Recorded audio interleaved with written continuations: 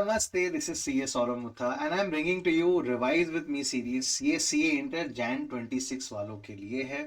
DT and GST both मेरे साथ revise कीजिएगा. हम वो करने वाले हैं जो लोग इग्नोर करते हैं. फर्स्ट कॉन्सेप्ट्स को इन डिटेल देखने वाले हैं, शॉर्टकट समझने वाले हैं, मेमोरी टेक्निक्स लर्न करने वाले हैं एंड ICI मटेरियल पूरी तरह से देखने वाले हैं. एक एक सम उसका देखेंगे और कैसे वो चैप्टर कर सकते हैं वो देखेंगे. बट ये काम मेरी तरफ से, आपकी तरफ से once the chapter is over आपको सम्स देखने हैं, डिटेल में देखने हैं, सम सॉल्व करने हैं एंड तभी आपको कॉन्फिडेंस आएगा कि एग्जाम में मैं वो रेप्लिकेट कर सकता हूँ. सो वो करने के लिए हम देख रहे हैं this is the 7th chapter in GST that we are revising. If you've not seen the others, please watch the others and then come back to this chapter. This is a chapter which is called Time of Supply. Government को GST तो चाहिए, but कब चाहिए, that is the question. And उसका answer एक बहुत simple है, as early as possible. It's like आपको डिग्री कब चाहिए, CA degree as early as possible. Same thing यहाँ पर टाइम ऑफ सप्लाई में. तो हम पहले देखेंगे क्विक बुक पे. ये है 42 नाउ 43 पेजेस की क्विक बुक जिसमें सारे कॉन्सेप्ट्स है, सारे शॉर्टकट्स है एंड क्वेश्चन रेफरेंसेस भी है. Let's see. So time of supply में एग्जाम्पल, अगर मैं एक बाइक बेच रहा हूँ, मैं इलेक्ट्रिक बाइक कंपनी हूँ और मैं एक बाइक बेच रहा हूँ और मैं वो बाइक आज बेच रहा हूँ. अगर उसकी मैंने बुकिंग 2 महीने पहले ले ली, उसका एडवांस मैंने 1 महीने पहले ले लिया, आज मैं डिलीवरी दे रहा हूँ, 1 महीने बाद इनवॉइस दूंगा और 2 महीने बाद वो मुझे पेमेंट देगा, तो गवर्नमेंट को GST मिलेगा कब? तो गवर्नमेंट ने एक रूल बना दिया है एंड एक चैप्टर बना दिया है time of supply in the CGST act, और उसमें बोला है कि अगर गुड्स के लिए देख रहे हैं तो सेक्शन 12 पे जाइएगा और अगर सर्विसेज के लिए देख रहे हैं तो सेक्शन 13 पे जाइएगा. सो basically they divided it in 2 sections. Let's see the first one which is good, section 12. 12(1) section बोलता है कि अगर आपको time of supply of goods चाहिए तो हमारे सेक्शन में आ जाइएगा. एंड सेक्शन 13(1) बोलता है कि अगर time of supply of services find out करना है तो हमारे सेक्शन में आ जाएगा. फर्स्ट हम 12(2) देखेंगे, 12 देखेंगे एंड देन उसका 13 देखेंगे. मोर और लेस सिमिलर ही है, मिरर इमेज है. पहले 12 को समझते हैं, first one. But before we go there let's understand a few things. Vouchers क्या होते हैं? If I want to gift you something and I don't know what to gift you, can I gift you a watch voucher or an Amazon voucher or a Domino's voucher और a Wonderla voucher और another voucher? तो vouchers होते हैं वो, उस पर भी GST लगता है. इंटरेस्ट तो अगर आप किसी को लेट पे करते हो तो आपको इंटरेस्ट चार्ज करेंगे, late fee, interest penalty. Continuous supply of goods is basically when आप गुड्स कंटिन्यूस सप्लाई कर रहे हो. एग्जांपल, मैं ये पेन्स बनाता हूँ, उसके लिए मुझे निब्स रोज जरूरत पड़ती है, हजारों में जरूरत पड़ती है. तो someone supplies me this nibs continuously, उसको बोलते हैं continuous supply of goods. And continuous supply of services which I give as a CA firm, we have a CA firm and we give continuous supply of accounting services to let's say a client, उसको बोलते हैं continuous supply of services. Services में 3 months का minimum period होना चाहिए. That means the contract should be for more than 3 months. Next, time of supply establishes the liability to pay GST to the government. Time of supply, earlier the better. 12 and 13 section है. इसका shortcut है कि जब भी अपनी घड़ी देख रहा हूँ, अभी तो 6:32 दिख रहे हैं इस घड़ी में, बट अदरवाइज 12 और 13 दिखने चाहिए आपको as a shortcut for time of supply.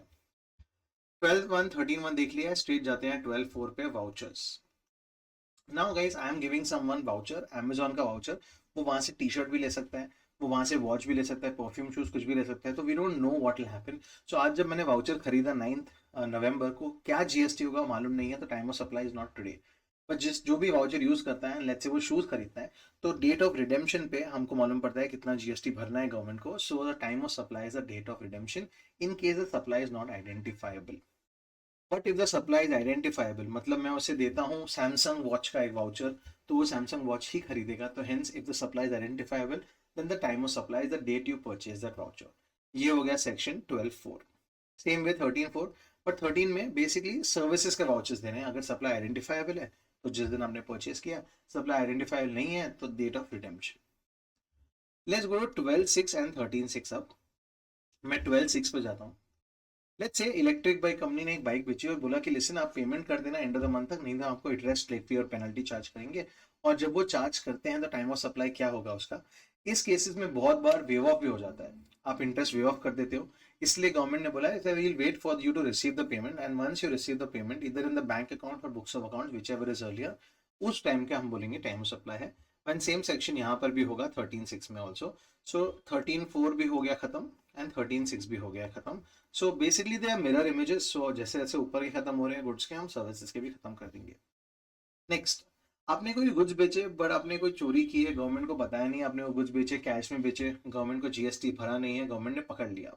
अब पकड़ लिया एग्जाम्पल, आपने बेचे ये पेन्स, या आपने बेचा है माइक, और आपने बेचा है कैलकुलेटर, स्टेशनरी शॉप पे जीएसटी नहीं दिया गवर्नमेंट को, गवर्नमेंट ने आपको पकड़ लिया, अब मालूम नहीं है कब बेचा वो गुड्स। तो hence in residual cases, section 12(5) residual case है, वो यूज करते हो जब कोई अदर सेक्शन नहीं अप्लाई होता है। एंड इसमें बोला गया कि जब भी आप पकड़े गए और आपने जीएसटी भरा या रिटर्न फाइल किया, तो that will be the time of supply. So समझो आज पकड़े गए और मंडे को, दैट इज टुमारो, आप अगर पेमेंट कर देते हो जीएसटी का गवर्नमेंट को, तो tomorrow is the time of supply. Same यहाँ पर भी है 13(5), ये मिरर इमेज है। सो 1 2 3 4 5 6 7 8 सेक्शन देखते ही देखते 5 मिनट्स में हो गए। Let's go to the next one now. But before we go to the next one, I want to talk to you about something called RCM, which you already know. Guys, RCM क्या होता है? एक supplier है, एक recipient है। Supplier supply करेगा, let's say 10,000 की चीज, उसको अपने 10,000 मिल जाएंगे, रेसिपिएंट उस पर जीएसटी गवर्नमेंट को डायरेक्टली भरेगा। इसको बोलते हैं RCM, R for recipient, R for RCM. इसमें सारी all eyes on the recipient in this case. अभी तक हम जो भी देख रहे थे वो सप्लायर के पर्सपेक्टिव से देख रहे थे, बिकॉज वो जीएसटी भरता था गवर्नमेंट को। Now we will see it from recipient's perspective. Section 12(3), एक सप्लायर है, उसने कोई गुड्स बेचे to the recipient which is taxable under RCM, तो उसमें सेक्शन आता है सेक्शन 12(3), और इसमें एक शॉर्टकट है, रेसिपिएंट pays in 31 entirely। ये एक शॉर्टकट है। What is the shortcut? Ask the recipient when did he receive the goods. Ask the recipient when is he making the payment. Ask the recipient what is the date of invoice. Date of invoice है 31 days। Example, आज अगर date of invoice है 9 नवंबर, तो 9 नवंबर से 9 दिसंबर is 30 days. How do you know? Because November has 30 days and the 10 December basically will be the 31st date। इन तीनों में जो भी earlier है will be the time of supply। Entry को नहीं देखोगे। अगर इनमें आपके पास दो डेट्स ही है तो दोनों में से जो अर्लियर है, अगर एक ही डेट है तो वो, और अगर तीनों डेट्स नहीं है अपने पास for some reason, then date जब अपने रेसिपिएंट ने वो एंट्री की होगी कि उसको गुड्स कब मिले, that will be the time of supply. This is section 12(3). Again the shortcut is your recipient pays in 31 entirely. ये शॉर्टकट्स बहुत हेल्पफुल होते हैं मेमोरी टेक्निक्स में। मैं तो ये शॉर्टकट्स के वजह से ही पास हुआ था मेरे एग्जाम्स। मैंने शॉर्टकट्स लॉ में, टीटी में, जीएसटी में, ऑडिट में बहुत सारे शॉर्टकट्स बनाए थे, एंड इसीलिए मैं फर्स्ट अटेम्प्ट में क्लियर हो पाया था, because I could remember things well and I could revise it fast. Next same way, जहां पे गुड्स में हमने देखा है 12(3) आरसीएम, सर्विसेज में देखते हैं 13(3) आरसीएम। सर्विस में भी वैसा ही है। एग्जाम्पल, यूर अ लॉयर, आपने सर्विसेज प्रोवाइड की एक रेसिपिएंट को, तो उसका टाइम ऑफ सप्लाई क्या होगा? वो सेक्शन है 13 because service, 13(3) because RCM. Same, recipient pays in 31 entirely. Same shortcut है, उसको दो चीजों को चेंज करेंगे। सर्विस एक दिन पे नहीं मिलती, बहुत सारे दिनों पे मिलती है। एग्जाम्पल, आप जब कोई अकेडमी ज्वाइन करते हो सीए की क्लासेस के लिए, तो एक दिन पे नहीं मिलती सर्विस, बहुत सारे दिनों पे मिलती है।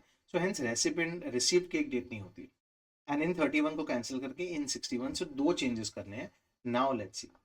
नाउ 13(3) में इधर when ever you made the payment, या इनवॉइस से 61 डेज। एग्जाम्पल टुडे, आज 9 नवंबर से 61 डेज देखते हैं, तो 9 दिसंबर हो जाता है, ये हो गए 30 डेज। एंड 9 दिसंबर से 9 जैन हो गए 31 डेज। सो 61 डेज हो गया 9 जनवरी को। अगर दोनों नहीं है तो फिर एंट्री को देखेंगे। गाइस, एंट्री ऐसी चीज है वो लास्ट में आती है। अगर कोई डेट नहीं मिलती तो date of entry in the books of accounts वो जो करते हो वो आप एंट्री डेट डाल सकते हो as a time of supply. ये हो गया गाइस। नाउ हमको दो सेक्शन बचे हैं, सिर्फ 12(2) एंड 13(2), और उस पे जाने से पहले मुझे आपसे कुछ बात करनी है। गाइस, आप एग्जामिनेशन हॉल में जाते हो तो एक टाइम होता है, उस टाइम पे आपको पहुंच जाना पड़ता है। सेम वे इन जीएसटी, जब आप इनवॉइस इशू करते हो तो इनवॉइस इशू करने का एक टाइम होता है, उसको बोलते हैं ड्यू डेट ऑफ इनवॉइस। तो पहले आप ड्यू डेट ऑफ इनवॉइस समझ लेना एंड फिर आगे बात करेंगे। अगर मैं सप्लाई कर रहा हूँ गुड्स, एग्जाम्पल मैं बेच रहा हूँ ये वॉच, या मैं बेच रहा हूँ शूज, या मैं बेच रहा हूँ टी शर्ट, या मैं बेच रहा हूँ स्पेक्टिकल्स, वो बाहर है, अगर वो स्पेक्टिकल या कुछ बेच रहा हूँ गुड्स, तो जब भी वो रिमूव होते हैं या जब भी डिलीवर होते हैं, एग्जाम्पल मैंने कुछ वॉच निकाली और दी कस्टमर को, that is the time when invoice issue हो जाना चाहिए। या अगर मैं ऑनलाइन डिलीवर कर रहा हूँ या मैं डिलीवरी कर रहा हूँ उसको ऑनलाइन बुकिंग के बाद, तो डेट ऑफ डिलीवरी पे इनवॉइस इशू हो जाना चाहिए। ये गुड्स के केस में। सर्विसेज के केस में, इसमें और डिटेल में जाएंगे इनवॉइस चैप्टर में, बट अभी थोड़ा बेसिक आपको समझ लेना है। सर्विसेज के केस में गवर्नमेंट सेज लिसन, हम इतने हरी में नहीं है। whenever you as a CA firm provide services or as a any person providing services, event management services, आपको हम 30 डेज देते हैं, उसमें आप इनवॉइस इशू कर देना। एंड अगर आप एक फाइनेंशियल इंस्टीट्यूशन हो, एनबीएफसी हो, टेलीकॉम कंपनी, इंश्योरेंस कंपनी हो, ये चार कंपनीज हो, तो देन आपको 45 डेज मिलते हैं, बिकॉज बहुत सारे इनवॉइस इशू करने होते हैं। सो इस टाइम इनवॉइस इशू कर देना। अगर कर दोगे टाइम पे तो ग्रेट, अगर नहीं कर पाओगे तो प्रॉब्लम हो जाएगी। Let's see what happens here. Now let's go to the two sections that are left. The first section is section goods के लिए 12(2). मतलब आपने गुड्स तो सप्लाई की है एंड वो की है एफसीएम में। तो इसमें क्या होता है, 3 डेट बोलते हैं, आई डिमांड पेमेंट। मतलब ये एफसीएम सप्लाई आपने जब सप्लाई किया, example your electric bike company supplied a bike, तो आपका इनवॉइस डेट देखो। नेक्स्ट, आपका ड्यू डेट ऑफ इनवॉइस देखो, whenever the goods are removed और डिलीवर्ड, वो आपका ड्यू डेट होता है, तो वो आप डालोगे। एग्जाम्पल ये 9 नवंबर, ये 10 नवंबर है। एंड पेमेंट डेट देखोगे 11 नवंबर, जो भी सबसे अर्ली है that is the time of supply. Shortcut is I demand payment. I for invoice date, D for due date of invoice, and P for payment date. Remember, payment अगर दो जगह हो रहा है, मतलब रिकॉर्ड भी हो रहा है और बुक्स ऑफ अकाउंट्स और बैंक अकाउंट में भी हो रहा है, ऑफकोर्स दोनों जगह होता है, तब देन जो भी अर्लियर होगा वो पेमेंट डेट लोगे। नाउ इसमें गवर्नमेंट ने क्या बोल रहा है, ये गुड्स है, तो गवर्नमेंट ने एक नोटिफिकेशन पास किया, नोटिफिकेशन नंबर 66 ऑफ 2017। मतलब 2017 में 66 नोटिफिकेशन में गवर्नमेंट ने बोला कि बहुत सारे केसेस में आप गुड्स में एडवांस पेमेंट करते हो। एग्जाम्पल, मैंने गाड़ी बुक की Mercedes let's say, and 1 lakh rupees advance पे किया। 60 लाख की गाड़ी है, 15 लाख 9 लाख रुपीज में बाद में पे करने वाला हूँ। तो उसमें अगर मैंने डिसीजन बदल दिया 2 हफ्ते बाद कि कैंसिल कर रहा हूँ, मैं गाड़ी नहीं ले रहा हूँ, तो वो सप्लाई नहीं होता है। इसलिए गवर्नमेंट ने बोला लिसन, ये पेमेंट जो है ना, अगर एडवांस पेमेंट होता है तो हम इसको इग्नोर करेंगे। तो ये सेक्शन में बोला है कि अगर एडवांस पेमेंट दिया, ये क्वेश्चन भी आया है एग्जाम में, कि एडवांस पेमेंट पे क्या जीएसटी होगा? नहीं, एडवांस पेमेंट पे जीएसटी नहीं होगा। Only in section 12 two, only for section 12 two supply of goods under FCM, अगर कोई एडवांस पेमेंट आता है तो उस पर आप जीएसटी नहीं भरोगे। सो अगर ये 9 नवंबर है, ये 10 नवंबर है, और आपने पेमेंट एडवांस में 1 नवंबर पे कर दिया था, तो ये 1 नवंबर को आप इग्नोर कर दोगे। So I demand payment technically I demand ही हो जाता है, बिकॉज पेमेंट अगर पहले हुआ तो गवर्नमेंट ने बोला इग्नोर करने को, और अगर बाद में हुआ तो वैसे भी इग्नोर हो जाएगा, because which ever is earlier है। सो इसमें आई डिमांड पेमेंट याद रख लेना, एंड सेक्शन 12 टू याद रख लेना। We move ahead to the last section, and then एक दो एडिशनल पॉइंट्स है। सेक्शन है 13 टू। आपने नाउ सर्विसेज इशू की है, आपने सीए फॉर्म में आपने सर्विसेज इशू की है, वो एफसीएम में है। नाउ टाइम ऑफ सप्लाई क्या होता है, तो गवर्नमेंट ने बोला है पहले फर्स्ट स्टेप देखो कि क्या इनवॉइस टाइम पे इशू है या क्या इनवॉइस लेट इशू है। अगर इनवॉइस 30 डेज के अंदर इशू हुआ है तो टाइम पे हुआ है, अगर टाइम पे हुआ है तो हम इनवॉइस को रिस्पेक्ट करेंगे। सो डेट ऑफ इनवॉइस और date of payment whichever is earlier, IP. But अगर आपने इनवॉइस लेट इशू किया है, एग्जाम्पल आपको 30 डेज में इशू करना चाहिए था, आपने किया है 60 डेज में इशू, देन हम वो इनवॉइस को रिस्पेक्ट नहीं करेंगे। सो उसमें provision of service or payment date, PP, whichever is earlier. So अगर इनवॉइस टाइम पे है तो आईपी, इनवॉइस टाइम पे नहीं है तो PP. That is basically payment of provision which ever is earlier. तो इसमें दो स्टेप्स है, फर्स्ट आपको देखना है कि वो टाइम पे है या लेट है, देन आईपी एंड पीपी दोनों में से एक यूज करना है। This is section 13(2). नाउ बारी है एडिशनल पॉइंट्स की, लेट्स सी एडिशनल पॉइंट्स क्या है। फर्स्ट एडिशनल पॉइंट बहुत ही सिंपल है, मेरा वोडाफोन का बिल आया, आइडिया या एयरटेल का या जियो का बिल आया 980 रुपीज़, बट मुझे 980 नहीं भरना था, तो मैंने पोस्टपेड बिल था ये, मैंने सीधा एक बनाया अमाउंट 1000 और पे कर दिया जियो को। ना क्या मैंने उनको 20 रुपये एक्स्ट्रा भरे? तो गवर्नमेंट बोलते हैं डजेंट मैटर, अगर आपका पेमेंट थोड़ा सा एक्सेस है, अप टू 1000 रुपीज़ अगर आप एक्सेस पेमेंट करते हो, तो जियो के पास दो ऑप्शन है। या फिर वो इसी बिल में गवर्नमेंट को, जिसपे 20 रुपीज़ पे जीएसटी देके गवर्नमेंट को भर देगा, या फिर जियो हैज एन ऑप्शन कि नेक्स्ट मंथ का जो इनवॉइस रेज होगा उसमें 20 एडजस्ट कर लेंगे। सो बेसिकली ये कॉन्सेप्ट है एक्सेस पेमेंट का, ओनली अप टू 1000। बट अगर ये 1000 के ऊपर है तो गवर्नमेंट से फिर हम वेट नहीं करेंगे, फिर आपको जियो जब मिलता है पैसा तब आपको गवर्नमेंट को देना है। तो पर पेमेंट अगर 1000 तक एक्स्ट्रा आया है तो no problem, that can be adjusted. That's the first thing. Second, guys बाहर से जब सर्विस आ रही है, लेट्स रिवाइज सेक्शन है सेक्शन 7(1)(b), बाहर से services, whether it's in the course of business or not, as long as there is consideration, उस पर जीएसटी होता है। एंड यू नो, अगर मैं सिंगापुर से सर्विस ले रहा हूँ, एग्जाम्पल कोई सिंगापुर का आर्किटेक्ट है, उससे मैं इंडिया में सर्विस ले रहा हूँ, this is me electric bike company, then I will the recipient will pay the GST under RCM.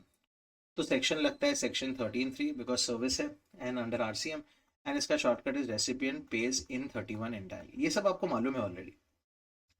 Recipient को हटा रहा हूं मैं, इन 31 को इन 61 कर दिया। So basically this is same what you already no, मैं सिर्फ बाहर से सर्विसेज के बारे में बात कर रहा हूँ। नाउ समथिंग न्यू, अगर ये सिंगापुर वाली एंटिटी मेरी एसोसिएट एंटरप्राइज है, मतलब मेरी रिलेटेड पार्टी है, तो उसमें वो इनवॉइस शायद इशू भी ना करे, they will might not issue an invoice. And hence in case में अगर एग्जाम में आया बाहर से service from an associate enterprise, then आप ये शॉर्टकट को और भी छोटा कर दोगे, इनवॉइस को निकाल दोगे। So it's either the payment date और entry date, whichever is earlier. So ये एक और कॉन्सेप्ट है। नेक्स्ट एक और सिंपल सा पॉइंट है, मैं एक इंफ्रास्ट्रक्चर डेवलपमेंट कर रहा हूँ, मैं मेट्रो बांध रहा हूँ बहुत बड़ा, या फिर मैं एक रोड हाईवे बना रहा हूँ या एक्सप्रेस वे बना रहा हूँ for the government, and that's called hybrid annuity model, मतलब वो बहुत सालों तक चलता है वो मॉडल। तो उसमें गवर्नमेंट को जीएसटी कब मिलेगा? एग्जाम्पल, अगर मैं एक हाईवे बना रहा हूँ and I am providing some services, वो सर्विसेज पे गवर्नमेंट को जीएसटी कब मिलेगा? बिकॉज वो प्रोजेक्ट तो 4 5 10 साल तक चलेगा। तो गवर्नमेंट ने बोला है जब भी आपको पेमेंट मिलेगा या उस पेमेंट के रिलेटेड में आप इनवॉइस इशू करते हो, whichever is earlier will be the time of supply. ये हुआ chapter time of supply. It took us 15 minutes as usual to revise the chapter. अब देखते हैं आईसीआई मटेरियल में क्या है। So let's look at the ICI material now and see what are the questions from there. And we are back with ICI material, जो material आपको sleepy बना सकता है, बट हम अभी कर देंगे because we are doing it together. Time of supply का चैप्टर है, इस पे कॉन्सेप्ट्स देख सकते हो आप अगर रीड करना है, बट हमने सारे कॉन्सेप्ट्स कर लिए हैं डिस्कस ऑलरेडी। एक दो चीज जो यहाँ पे सीए फाइनल पे ही है, ध्यान रखना guys, don't focus on everything that is written because some things are included at CA final, कुछ तो फाइनल में भी पूछेंगे। एंड वी मूव अहेड मूव अहेड मूव अहेड। ये सेक्शन है 12 का, ये गुड्स का है। 12 1 3 4 5 6 ये सब है। सेक्शन 31 वो इनवॉइस का ड्यू डेट है। यहाँ पर चालू होता है एनालिसिस, इसमें कोई भी इलस्ट्रेशन होंगे तो हम कर लेते हैं। A Limited enters into agreement B Limited to supply 100 kg of raw material. However, A Limited supplies only 80 kg. So time of supply फिर 80 kg पे ही होगा। Next, moving ahead. Springs Limited enters into a contract for supply of 100 office chairs at 15,000 with Joy sales on 21st August. Chairs were removed from the warehouse on 5th September. मतलब ये 5th September तक invoice issue हो जाना चाहिए, due date of invoice है, along with the invoice issued on the same date. So दो date same है। Joy sales paid 30% of the contract value on 21st August. ये पेमेंट एडवांस पेमेंट है, इसको ignore करना है। Remember notification number 66 of 2017। 70% is paid after delivery. After delivery तो वैसे भी इग्नोर हो जाएगी। सो इसमें 5th September is the time of supply. So 5th September will be the time of supply. No GST will be payable in the receipt of advance. Good question, ये सारे आ सकते हैं एग्जाम में कुछ भी। A machine has to be supplied at site, it has to be done. ये goods है तो सेक्शन 12 लगेगा। लेट्स सी इसमें क्या है, 1 मिनट जो अभी को। सो सेक्शन 12 लगेगा यहाँ पर। Purchase order with advance payment 50,000 का आ गया, एडवांस को इग्नोर करना है। The machine is assemble tested at site and accepted by the buyer 20th October को। इनवॉइस इशू किया है 23rd को, बट ड्यू डेट 20th अक्टूबर है, तो time of supply will be 20th अक्टूबर।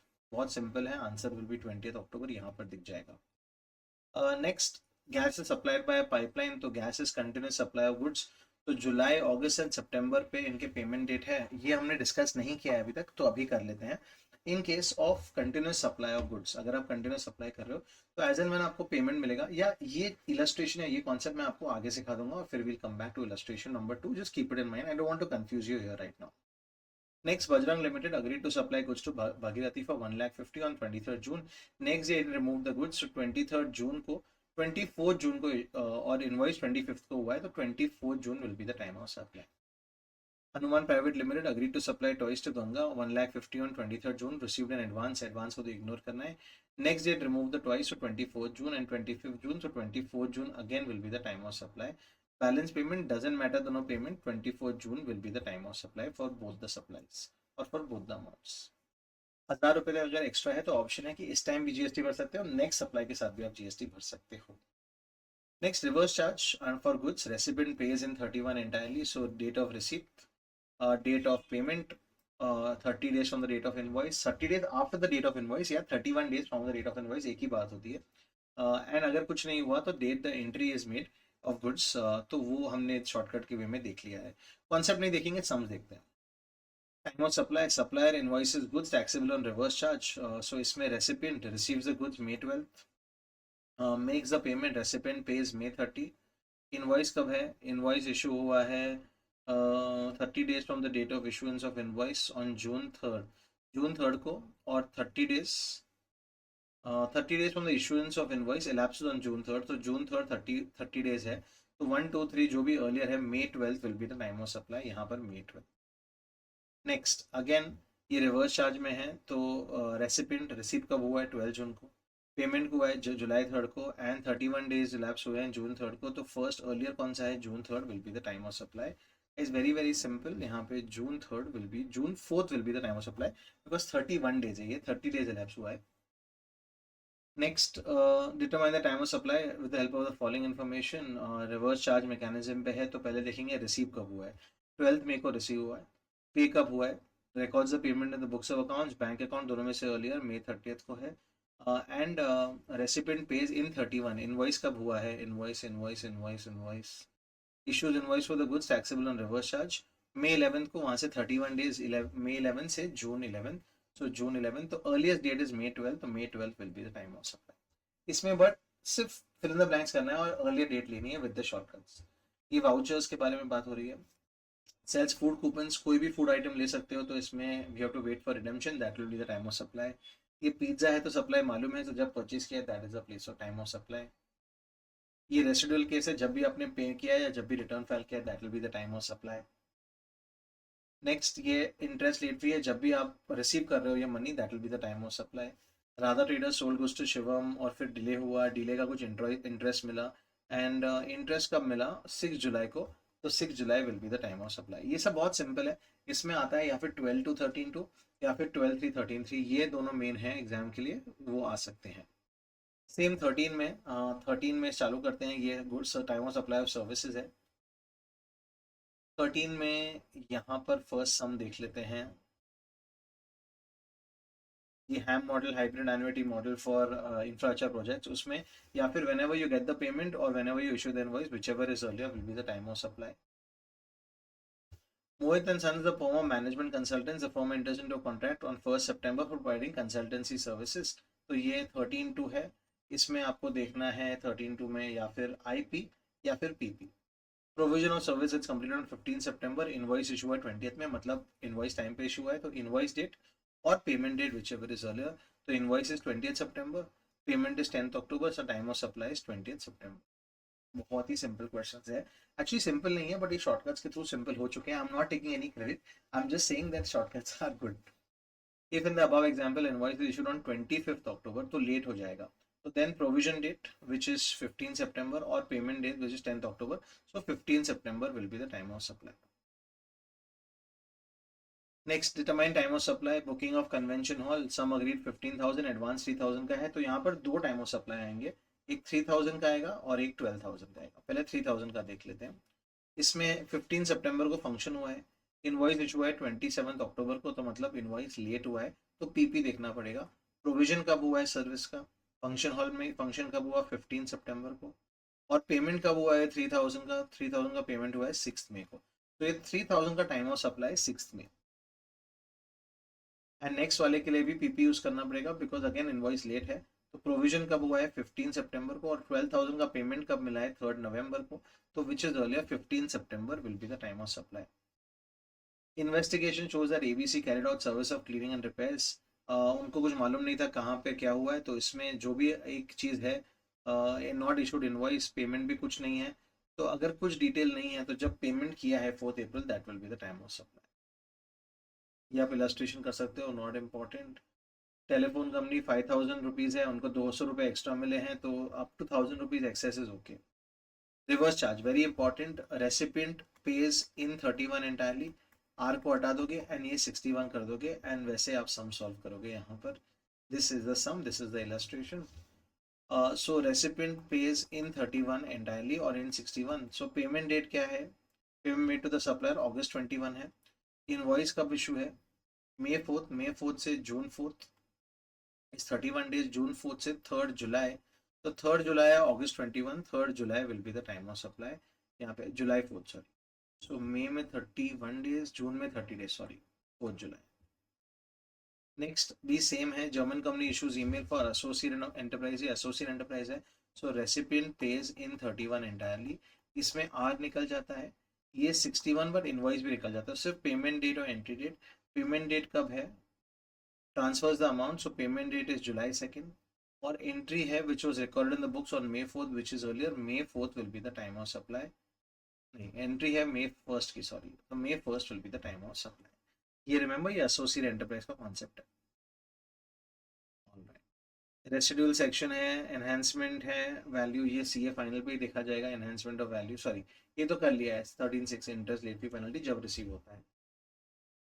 एक और कॉन्सेप्ट है कि अगर रेट चेंज हो रहा है तो क्या वो सीए फाइनल में यहाँ पर नहीं है। Explain the significance of time of supply under GST law, तो time of supply basically means the government should get the GST as early as possible, 24 minutes में 5 मिनट में खत्म हो जाएगा। GST is payable on advance receipt for supply of goods, no, but supply of services, yes. वो notification number 66 of 2017 only for supply of goods है, तो उसके advance पे आपको जीएसटी पे करने की कोई जरूरत नहीं है। यहाँ पे टाइम ऑफ सप्लाई है, ये रेसिपेंट और ये गुड्स है, सो सेक्शन 12, एंड ये इन आरसीएम में एफसीएम में क्या है, रिवर्स चार्ज। तो आपको रेसिपेंट पेज इन 31 इंटायरली वो देखना पड़ेगा, and which ever is earlier. ये सब मैंने क्लास में भी कर चुका हूँ, ये इजी है, आप कर सकते हो, कुछ क्वेश्चन तो पूछ सकते हो। टाइम ऑफ सप्लाई है यहाँ पर रिवर्स चार्ज में, ये है services. So again recipient pays in 31 entirely, R को कैंसिल करना है, इनवॉइस से 61 डेज देखने। Let's take one of them. So payment date क्या है, 10th अगस्त, एंड ये इससे 61 डेज, सो जून 30, जून में 30 डेज होते हैं, तो जुलाई 29, एंड जुलाई 29 से अगस्त 29, सो अगस्त 29 या अगस्त 10th, अगस्त 10th will be the answer. ऐसे आपको चारों में देखना है। Kabira industries engage in the services of a transporter, ये रोड ट्रांसपोर्ट है, तो ये जीटीए है। ये अगेन सेक्शन है 13 बिकॉज सर्विसेज 13(3), इसमें भी रेसिपिएंट पेज इन 31 एंटायरली देखना है, आर को कैंसिल करके इसको 61 करना है। सो पेमेंट डेट और इनवॉइस से 61 days, which ever is earlier. Raju Private Limited received the order for advance payment on 5th January for carrying out architectural design job. ये advance payment for services है, तो ये include करना है, ये है section 13(2). It delivers a design on 23rd April by oversight, no invoice is issued. तो invoice अगर late होता है तो PP, provision date और payment date, provision date है 23rd April, payment date है 5th January, whichever is earlier. ये है goods, goods के लिए आपको देखना है section 13(2), I demand payment।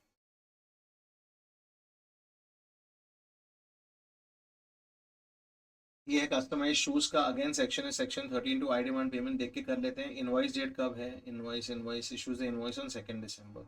Due date of invoice कब है, customer collects the consignment from the premise on 7 December, so due date 7 December है, एंड पेमेंट को तो इग्नोर करना है, so 2nd December will be the time of supply. Meal coupons है, ये coupons different dates पे डिफरेंट आइटम्स है, so we'll wait for redemption. Firm of advocates है, सेक्शन 13(3) हो गया ये। मॉडर्न सिक्योरिटी सर्विसेज, अगेन ये सिक्योरिटी सर्विसेज है, टेस्टिंग ऑफ इलेक्ट्रॉनिक डिवाइसेज है, तो ये 13(2) हो गया। आईपी या पीपी, इनवॉइस 19 नवंबर को इशू हुआ है, काम 4 सितंबर को खत्म हुआ है, तो ये लेट खत्म हुआ है काम, सो ये आईपी एंड पीपी देखना है। 12 क्वेश्चन फॉर्म ऑफ सीएस है, सर्विसेज सेक्शन 13, सेक्शन 13(2), इसमें देखना है अगेन आईपी एंड पीपी, तो टाइम कभी इशू हुआ है, services rendered on 7 September, invoice हुआ है 20, provision was service completed on 1st August, invoice issued on 7 September, मतलब ये लेट हुआ है, तो इसमें आपको पीपी देखना पड़ेगा। तो दो स्टेप्स के बारे में बात हो रही है। Pranav associates partnership firm provided recovery agent services to neutron credits, you remember this is service and this is under RCM, so recipient pays in 31 entirely. Let's do this, R cancel, ये 61। So payment date कब है, invoice payment was made on 18th April, invoice date कब है 7 Feb, सो ये 18th April हो गया। 7 Feb से हमको 61 डेज जाना है, 7 Feb से 7th March, ये हो गए 28 डेज। 7 March से 7th April हो गया 31 डेज, सो 28 + 31 हो गया 59 डेज, 61 तक जाना है तो 9th April, सो 18th April और 9th April, 9th April will be the time of supply. वंश एंड वंश ट्रेडिंग सप्लायर ऑफ गुड्स, ये है फॉरवर्ड चार्ज, सो सेक्शन 12(2), आई डिमांड पेमेंट। ये है इंटरेस्ट के बारे में, इंटरेस्ट 2000 रुपीज़ है और ये गुड्स के लिए है, तो सेक्शन इज 12(6), तो जब भी आपको इंटरेस्ट मिलता है that is a time of supply. Now let's talk about that continuous supply, जिसके बारे में हमने अभी तक बात नहीं की है, एक बार बात कर लेते हैं। सो क्या होता है कि ये सेक्शन वापस अगर आगे आने वाला है, सेक्शन 31 बोलता है कि अगर आप गुड्स सप्लाई कर रहे हो तो ड्यू डेट कब होती है फॉर गुड्स, इनवॉइस कब इशू करना पड़ता है, so whenever the goods are removed और delivered. But if there is continuous supply of goods, example आप गैस सप्लाई कर रहे हो कंटिन्यूसली एवरी मंथ, तो then whenever you get the payment or whenever you issue a statement, तब तक invoice आ जाना चाहिए। And whenever it is sale on approval basis, मतलब मैंने मोबाइल फोन बेचे बट कस्टमर ने बोला मैं 2-3 दिन में कंफर्म करूंगा कौन सा मोबाइल चाहिए, so in that case you cannot issue the invoice now removal delivery पे, you will wait for the approval और maximum 6 months के अंदर आपको invoice issue कर देना चाहिए। this is due date for goods। now same thing due date for services क्या होती है वो देखते हैं। सर्विसेज में ड्यू डेट आपको 30 डेज मिलता है, 45 डेज मिलता है, तो काफ़ी टाइम मिलता है आपको इनवॉइस इशू करने के लिए, this is a general part. But अगर कंटिन्यूस सप्लाई ऑफ सर्विसेज है, एग्जाम्पल आप कंटिन्यूसली अकाउंटिंग सर्विसेज किसको दे रहे हो, तो वो कॉन्ट्रैक्ट होता है 3 मंथ्स के ऊपर का, उस कॉन्ट्रैक्ट में देखना जब ड्यू डेट ऑफ पेमेंट दिया है वो that will be the time of supply. अगर वो नहीं दिया है तो जब आपको पैसे मिलते हैं वो भी नहीं, तो कंप्लीशन कब होती है? This is slightly confusing. अगर ये कंफ्यूज हो रहा था तो यहाँ तक खत्म कर लो, फिर इस पे और थोड़ा डिटेल में बाद में देख लेना। एंड लास्ट इज, अगर आप सेसेशन ऑफ सर्विस हो रही है, मतलब आपको किसी की सर्विस पसंद नहीं है, आप एंड कर रहे हो service, then you will not get 30 days और 45 days to issue invoice. The day your cessation हो रहा है, मतलब day you are ending the service, that day will be the time of supply. ये सर्विसेज के लिए है, ये गुड्स के लिए है। Mainly it is this removal and delivery and 30 and 45 days, इसको आपको ध्यान में रखना है। That's been my time. This is the chapter of time of supply. इसमें एक practical question आ सकता है, shortcuts like recipient pays in 31 entirely, I demand payment, IPPP. These are very interesting shortcuts to help you understand this chapter better, by heart this chapter better, and replicate it in the exam as much as possible. So all the best. मिलते हैं next video में in this Revise with Me series. This is me signing off. CS Saurabh Mutha. Thank you so much.